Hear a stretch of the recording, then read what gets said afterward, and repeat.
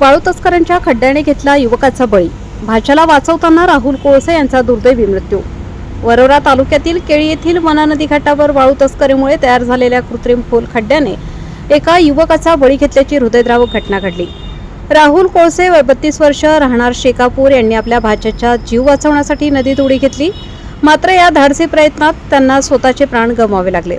मिळालेल्या माहितीनुसार अधिक मासानिमित्त सकाळपासून भाविक मोठ्या संख्येने वना नदी घाटावर स्नानासाठी आले होते.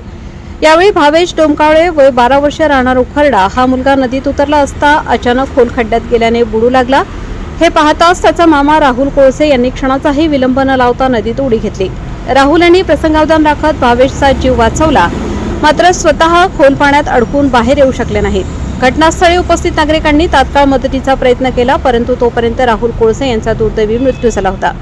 या घटनेमुळे संपूर्ण परिसरात शोककळा पसरली आहे. स्थानिक नागरिकांच्या मते नदीपात्रातून सुरू असलेल्या अवैध वाळू उपशामुळे नदीत मोठमोठे कृत्रिम खड्डे निर्माण झाले आहेत. स्नानासाठी येणाऱ्या भाविकांना या धोकादायक खड्ड्यांची कोणतीही पूर्वसूचना किंवा सुरक्षा व्यवस्था नसल्याने अशा दुर्घटना घडत आहेत. महसूल विभाग आणि संबंधित प्रशासनाने वेळेत कारवाई केली असती तर ही दुर्घटना टळू शकली असती, अशी संतप्त प्रतिक्रिया नागरिकांनी व्यक्त केली. वाळू तस्कर मस्त, प्रशासन सुस्त आणि जीव मात्र सामान्य नागरिकांचे जात आहेत, अशा शब्दात नागरिकांनी तीव्र नाराजी व्यक्त केली आहे. या घटनेनंतर घाट परिसरातील सुरक्षिततेचा प्रश्न पुन्हा ऐरणीवर आला असून अवैध वाळू उपशावर कठोर कारवाई करण्याची मागणी जोर धरत आहे. सह्याद्रीचा राखणदारसाठी बापू नोकरकार, नागरी.